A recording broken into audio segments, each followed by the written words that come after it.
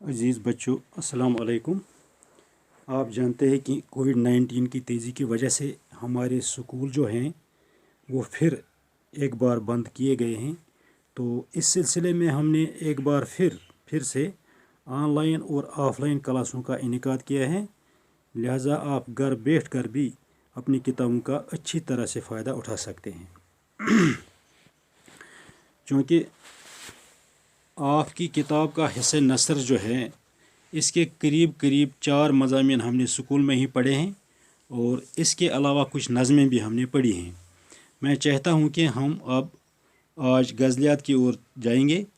तो लिहाजा आपकी किताब में हिस्सा गज़ल का सबसे पहला शायर जो है वो फिराक गोरखपुरी है। आज हम इसी की गज़ल पढ़ने जाएंगे, लेकिन गज़ल पढ़ने से पहले फिराक गोरखपुरी की हालत ज़िंदगी के बारे में थोड़ी सी जानकारी हासिल करेंगे।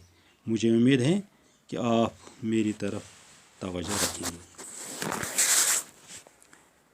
फिराक गोरखपुरी का शुमार उर्दू के मुमताज़ तरीन गज़ल गो शायरों में किया जाता है। इनका असली नाम रघुपति सहाय था। 1896 ईस्वी में गोरखपुर में पैदा हुए। इस ज़माने के आम माहौल की तरह इनके घर में भी शायर व शायरी का चर्चा था। चनाचे बचपन ही से शायर गोई का शौक़ पैदा हो गया। कहा जाता है कि वो 13 बरस की उम्र से शायर कहने लगे। उन्होंने तालीम इलाहाबाद में हासिल की और उर्दू और फ़ारसी के अलावा अंग्रेज़ी में भी आला दस्तगाह पहुँचाई।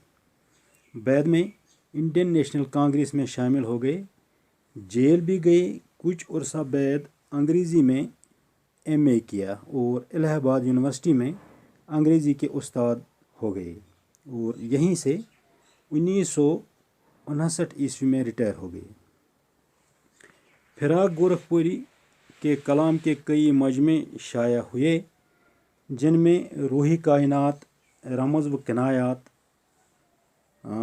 गज़लिस्तान और गुल नगमा ख़ास तौर पर काबिल ज़िक्र हैं। इनकी रुबाइयों का मजमा रूप भी बहुत मशहूर है। उर्दू में तासीराती तनकीद के अलम बरदारों में भी फिराक का नाम लिया जाता है। इनके तनकीदी मज़ामीन का मजमा अंदाज़े और इनकी किताब उर्दू की इश्क़िया शायरी तासीराती तनकीद की अहम मिसालें हैं। फिराक गोरखपुरी को 1960 ईस्वी में साहित्य अकादमी अवार्ड दिया गया। 1968 ईस्वी में इन्हें पद्म भूषण का खिताब मिला और 1969 ईस्वी में मुल्क का सबसे बड़ा अदबी एजाज़ ज्ञानपथ अता किया गया। इंतकाल से चंद माह पहले 1982 ईस्वी में इनको मोदी गालिब इनाम पेश किया गया। फिराक गोरखपुरी ने गज़लें भी कही हैं और नज़में भी, लेकिन बुनियादी तौर पर वो गज़ल के शायर हैं। इनकी शायरी में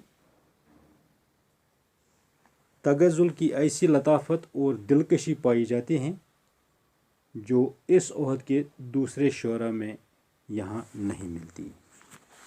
ये थी फिराक गोरखपुरी की हालत ज़िंदगी के बारे में थोड़ी सी जानकारी।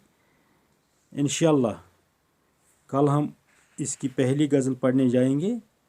मुझे उम्मीद है कि आपको ये पसंद आया होगा और अगर खुदा ने चाहा तो कल हम इसकी पहली गज़ल पढ़ने जाएंगे। तब तक के लिए खुदा हाफिज़।